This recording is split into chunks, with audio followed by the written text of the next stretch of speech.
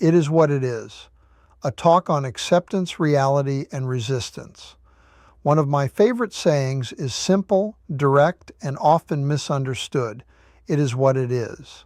At first glance, it sounds almost dismissive, like a verbal shrug. 5 small words that seem to close the door on discussion. But in reality, this phrase carries weight. It holds philosophy. It holds emotional maturity. And depending on who hears it, it can either feel calming or infuriating. Let's unpack it. At its core, it is what it is a statement of reality. It recognizes that some facts exist independent of our preferences. Some outcomes cannot be undone. Some situations cannot be negotiated with. It is the language of acceptance, not defeat, but clarity. Acceptance is often mistaken for surrender, but they are not the same thing. Acceptance says, this is the current reality. Now what am I going to do about it? Surrender says, there's nothing I can do. The phrase, when used correctly, is not passive. It is stabilizing. It removes emotional fog. It stops wasted energy spent arguing with facts. It puts your feet back on the ground. When something goes wrong, when plans fall apart, when circumstances refuse to cooperate, saying it is what it is can be a reset button for the mind. It helps shift a person from reaction to response. For many people, it's a positivity tool, not the loud cheerleader kind of positivity, but a steady, grounded kind. The kind that says, I don't have to like this, but I will face it honestly.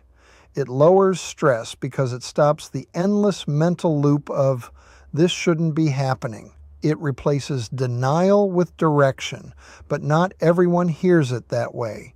There are people who absolutely hate this phrase. To them, it is what it is sounds like complacency. It sounds like an excuse. It sounds like someone refusing to try harder, dig deeper, or challenge the problem. They hear it as emotional disengagement, a way to avoid responsibility or avoid difficult conversations. In situations involving injustice, mistakes, or preventable failure, the phrase can feel like a cop-out, like someone is closing the case before it's been investigated. And they're not entirely wrong, because tone and timing matter.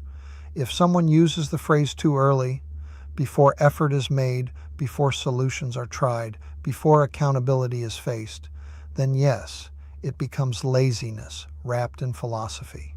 It becomes emotional avoidance dressed as wisdom. But when used at the right moment, after effort, after analysis, after honesty, it becomes strength. The difference is this. Used prematurely, it ends progress.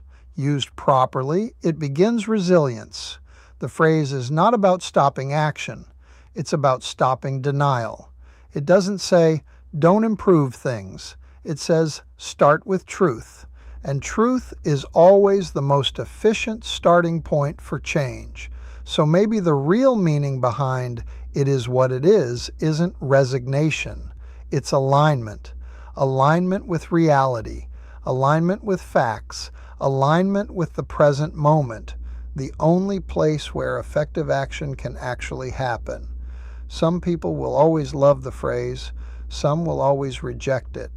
That's fitting in a way, because even that is what it is.